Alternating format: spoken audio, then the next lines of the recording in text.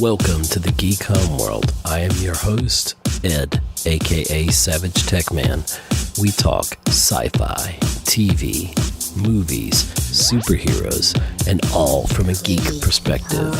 You can find us on Blogger, Google+, Twitter, Facebook, YouTube.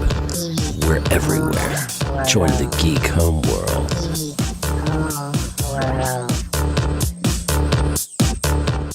Welcome to another exciting episode of the Geek Homeworld podcast. I am your host, SavageTechman, aka Ed. And this is episode 81, entitled Transhuman Evolution. We have a companion video on our YouTube channel, so if you check out Geek Homeworld over on YouTube, you'll see a companion video that goes along with this podcast episode. Okay, just a short little thing there that you can check out. Please go over to the YouTube channel, subscribe when we put out new content. Of course, we'll have the audio podcast on there, and we're doing some exciting things in the future with the YouTube channel.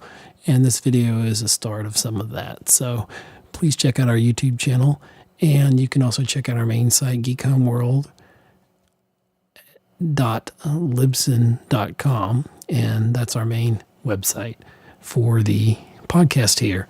And so let's get into it. We're talking about transhuman evolution. Okay, well, what is transhumanism? It's basically the merger of AI. Now, there is also posthumanism, which takes it to the ultimate step where we've completely merged with technology and actually have evolved beyond the human condition. But we're just talking about the transhuman evolution. A lot of that, if you look back, some of the TV series and movies that we've seen over the last several decades have dealt with this. Anything from one of my favorite shows growing up, The $6 Million Man, dealing with cyborgs and implantation of, cybernetic enhancement, arms, legs, in that situation, a bionic eye. Lee Majors did a wonderful job in that show. We look at stuff like The Terminator, Arnold Schwarzenegger and his movies that he did, and that deals with cyborgs, with Terminators, which are basically Skynet, and the whole story about all that. So there's several different sci-fi related things that have become a little bit of science fact. People are using artificial limbs now. Some of those bionics, not to the extent of having superhuman abilities per se, but if you look at Iron Man in the comics and the movies, he's basically merged with technology, kind of an augmentation there. A little bit of transhumanism going on there. So this transhuman evolution, merger of humans and artificial intelligence. We talked before, we had an episode called The Future of AI that you should check out on the podcast here. And we talked about some of this transhumanism in the sense we talked about the future of AI and where AI is going. And we talked about Sophia being the first citizen. I believe Saudi Arabia made her a citizen, and she's an actual, I think, more an imitation of life, but they're saying that she's actually a robot that can think and, does have some learning parameters there, but basically is, I guess, post-humanism in that sense. But will we become more than human? And I guess that depends upon mankind's need to always explore and evolve and to transcend where we are to make our lives easier per se. And there's some drawbacks to some of these things. So, some things are good. Technology itself is not bad per se, but it's how it's used.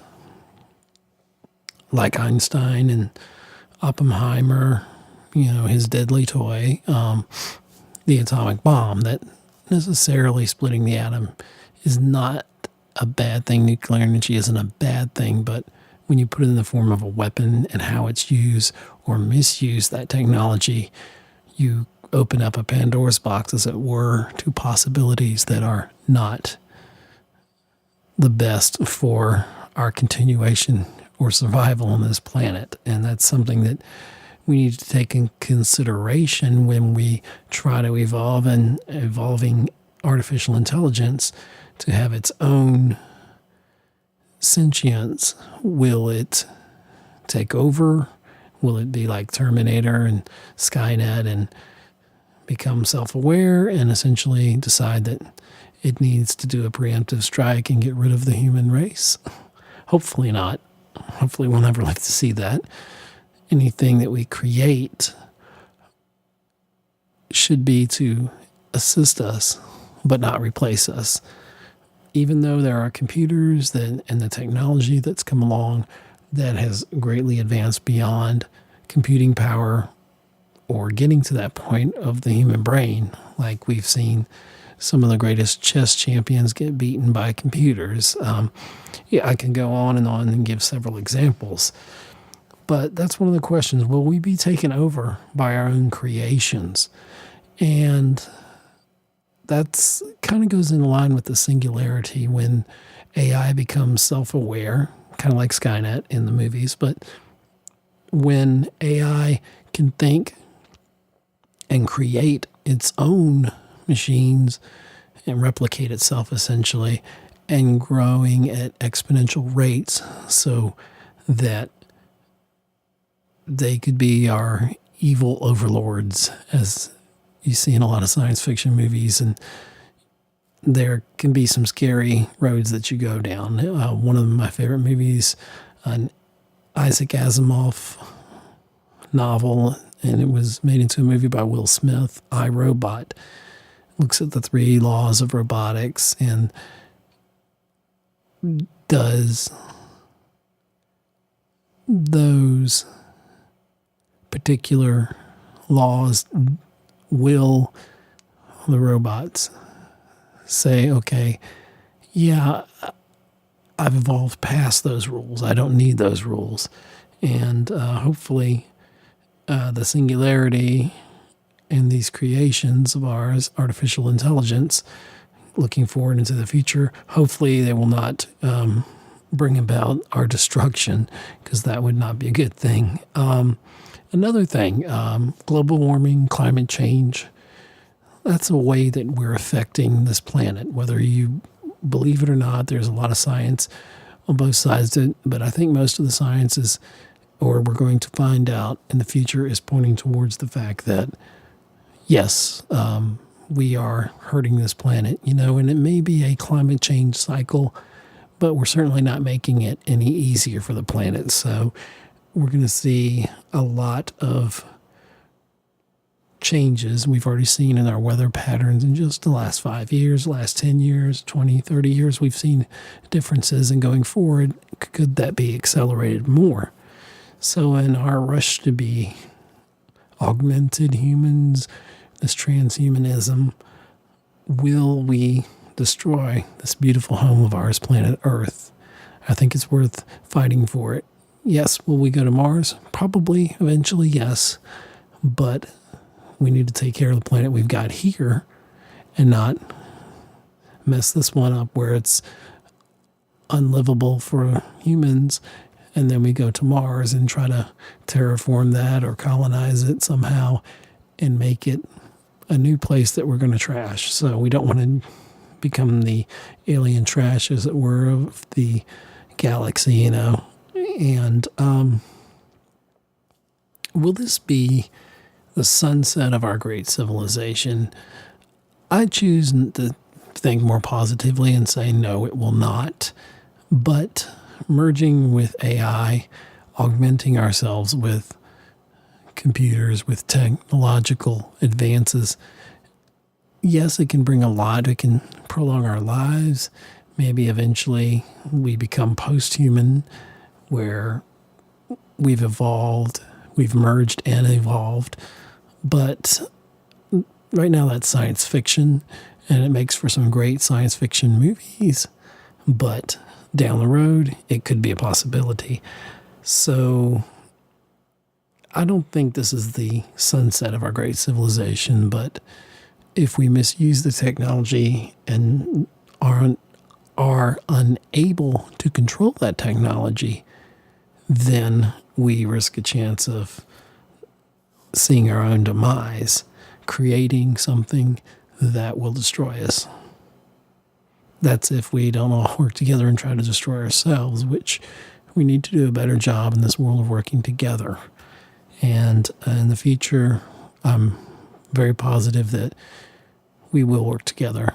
And even in the present, things are going to get better. So is it an age of wonder or an end of an age of wonder? Well, it's definitely an age of wonder, and I don't think things are going to slow down. I think they're just going to continue to progress technologically. Now, there are people that don't subscribe to that. They are of the thought pattern that we can evolve as a species without technology. And, our ancestors did just fine. But we, of course, want things now. We want them quicker, faster. We want to be connected to everything in the guise of easiness and just immediacy that we have to have everything. So, will new advances in medicine and technology rewrite our DNA? Essentially, there is possibility that using technology, we may be able to, unfortunately, play God. And that's a dangerous road to travel down, but we may be able to genetically engineer children in the future. We may be able to create, not necessarily create life, but we may be able to augment. We may, on the positive side, be able to screen out some diseases through working with our DNA and advancements in technology. And it can be a slippery slope. You can end up with Frankenstein's monster, the rise of artificial intelligence. In everything we say and everything we do, it is integral in our part. Imagine putting your cell phone down, and some of you can, but imagine putting your cell phone down and never using it again.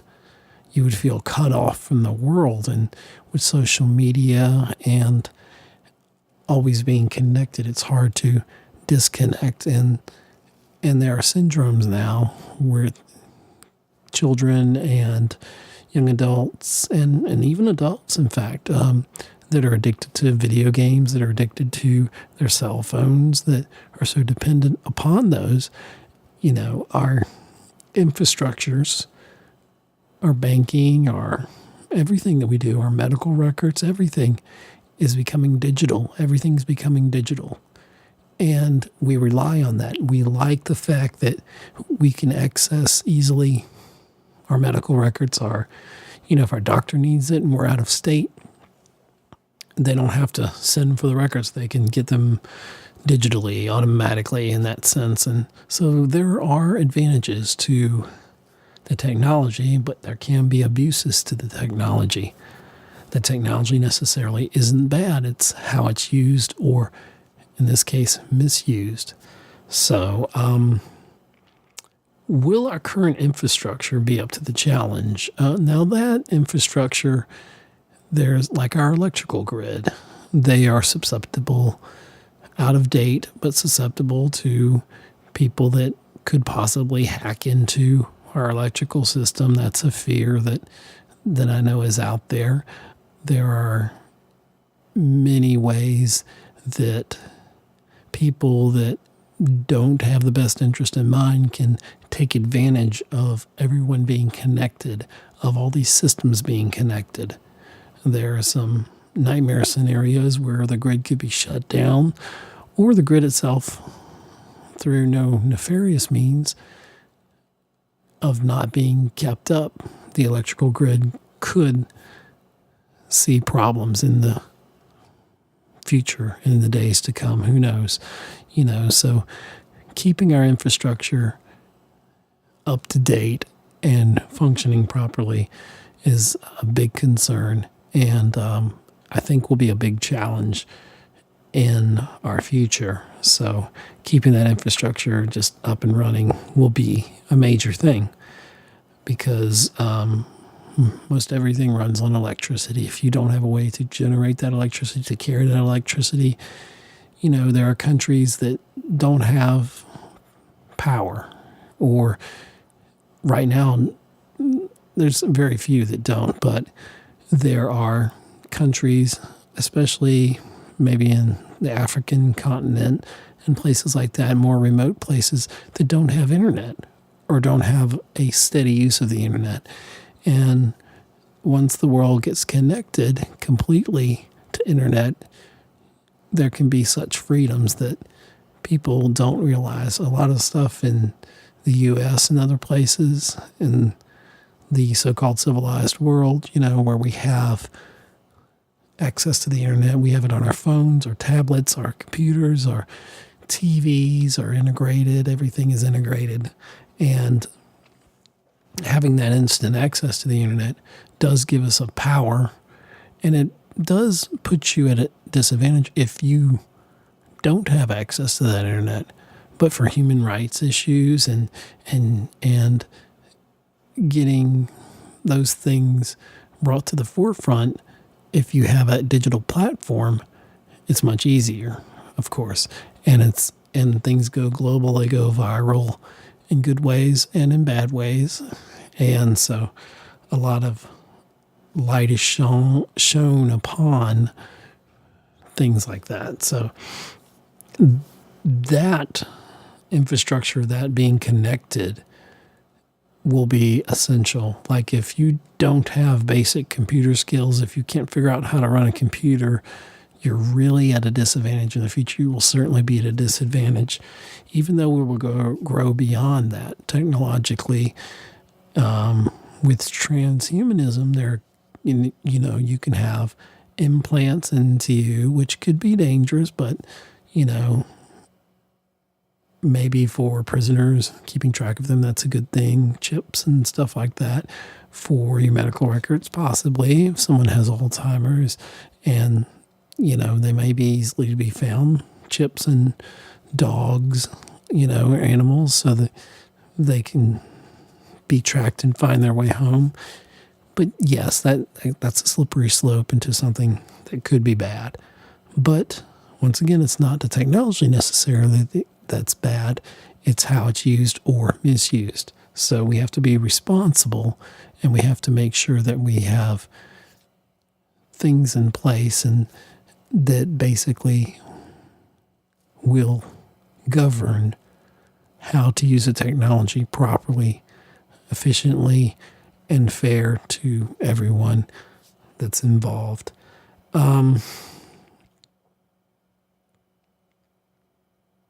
Talking about infrastructure, then we think about security. So another question that arises when talking about this transhuman evolution: will we give up all of our security in this digital age? And I would say yes, we definitely have given up a lot of freedoms, a lot of securities. And once again, it's not the technology necessarily, but it's what we've given up versus what we get and what we're allowing in our individual lives to make our lives easier. So, will we continue to explore worlds beyond our imagination? Yes. Will we go to Mars? Yes, I think we will. In my lifetime, I'm not sure. But we're already starting that. SpaceX has done some wonderful things with rocket technology. I know they're working very quickly as a private company to advance to that stage. And they just, recently, the recording of this a couple weeks ago, put a car in space, which is so crazy. But it was very exciting to watch that, to be a part of that. And on the internet, watching it happen live and just realizing that, we're using rockets, and it's just the technology is amazing. And it's good to see that not just NASA, but other companies are involved in the private sector into helping us advance with space travel. I think we should. I think we learn a lot of things from space exploration and learning our place in the universe. And maybe that will help us appreciate what we have here on our planet. And as we continue to explore worlds that are totally beyond our imagination. So maybe one day we'll have colonies on Mars. Maybe we'll go back to the moon, have a station or two there. There could be limitless possibilities as our population of the world continues to increase and our resources, our natural resources, become more and more scarce. It will be important to find other means or using technology to enhance how we collect our resources and maybe how we can use renewable energy, solar, wind, hydro, electric power to generate the power that we need to drive us into the future, as it were. So there's a lot of explorations, not just outside of this earth, but on the earth here, and how we can work together and to make some of these things come to pass. So I think that same pioneering spirit will push us to grow in our understanding of the universe. I think it's just going to be amazing what we're going to learn. 50 years from now, looking back, it will be amazing where we're going to be.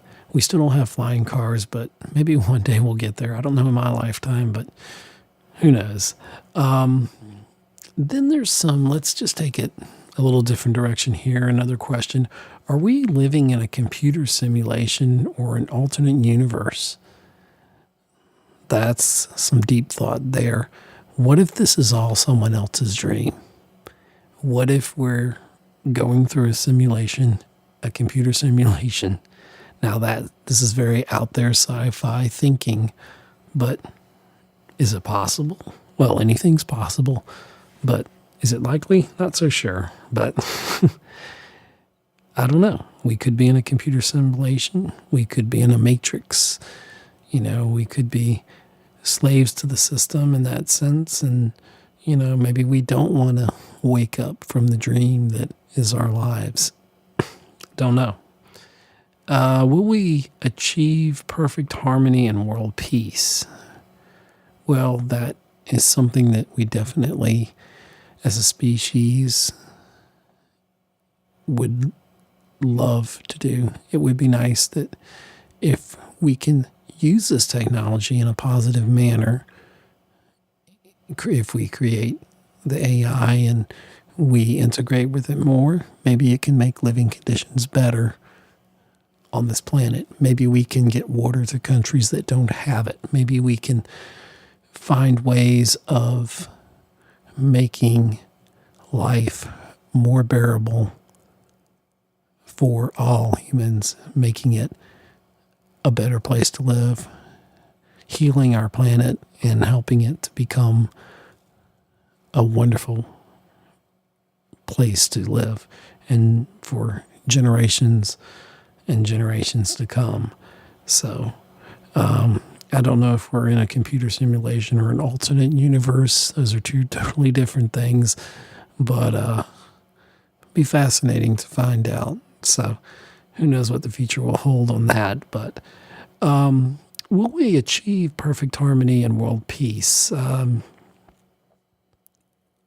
Hopefully.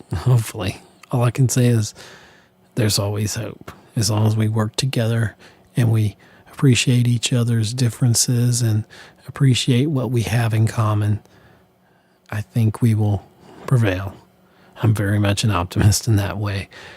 Will we be able to augment ourselves to achieve greater perfection, or is that a fool's dream?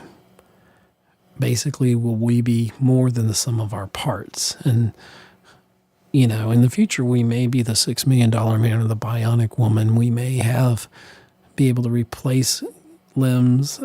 We are pretty much to that point, but we may be able to enhance ourselves. We may be able to live longer. I think we already are with a lot of the advances in medicine and technology that weren't around 20, 50, 100 years ago. So computers and technology and AI can help us,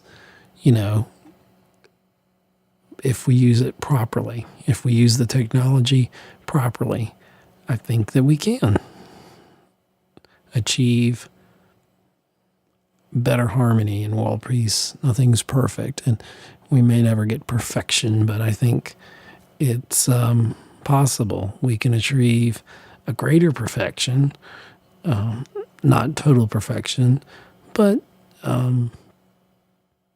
we will be more than the sum of our parts. I definitely believe that. Another question, is transhumanism our ultimate stage of human evolution, or is it post-humanism? Will we still have souls of compassion or those of cold machines? That's a very deep question, because essentially machines don't have souls, only humans, okay? We know that. But if we get to a part or a situation of not transhumanism, but post-humanism, we will have totally surpassed, and I don't want to say wipe out the human condition, but basically make it obsolete. So that is a possibility. It can be a scary possibility, but if we ever get to that point, we need to still have compassion. Will we be able to, if we think we've evolved beyond what is good behavior, standardized, good behavior, treating people as you want to be treated, that should never be lost. That is something that we should always continue to strive for. No matter what technology can bring to us, that is still what we need to focus on. When we create this AI and this technology that's going to enhance our lives to make it better and not eliminate the human condition, but make our lives better so that we can make all this accessible to everyone so that everyone can be better. So we have to make sure that those that make the decisions, those that control this technology, that develop this technology, develop it from a place of compassion and how this technology can help us and make us better, but not make things worse. So, is this the dawning of a great age or the end of one? I think it's just the dawning of a wonderful age that we can, if we do it right, we can work together. All countries, everybody on this earth, we can work together. We can use this technology to help make things better for everyone. And I believe that's what we can do. And I will leave you with this, okay? The choice is always your own. We decide where this technology goes. We decide how we use it for the greater good. And we always need to have that at the forefront of what we're doing. Anyone can make a weapon of destruction, but it takes so much more to make a weapon of peace. And I don't want to say the word weapon, that's probably not the right word, but an instrument of peace. We need to be instruments of peace, not weapons of destruction. So whether we become transhuman, posthuman, we need to make sure the choice is ours and we can evolve and we can work together using technology to create a more perfect living experience for everyone, every single person on this planet, and whatever planets we eventually go to. So thank you for thinking out of the box here with me on this episode, talking about the transhuman evolution. So I really appreciate you listening. Thank you to all the listeners. Please check out our Geek Homeworld main site. That's at geekhomeworld.libsyn.com.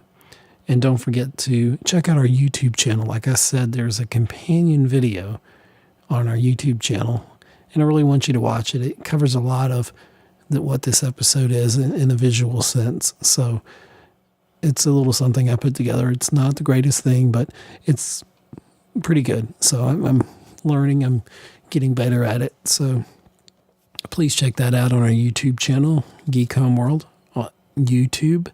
And please hit that subscribe button. That would be awesome. Please leave us some comments there. You can comment on our site at Libsyn here, or you can comment on our YouTube channel. So I'd like to see some activity over there on our YouTube channel. So we've got a lot of fun things going on, a lot of things planned. So thank you very much. I'm Ed, a.k.a. SavageTechman. Still human, completely 100% human as far as I know. Thanking you very much for listening, and take care. Thanks for listening to another episode of the Geek Homeworld with your host, SavageTechman. You can find us on Libsyn, Google+. Follow and interact with us on Twitter. Like us on Facebook. Listen to us on iTunes and leave a review. Subscribe to us on YouTube. Read our thoughts on Blogger. See you again on the Geek Homeworld.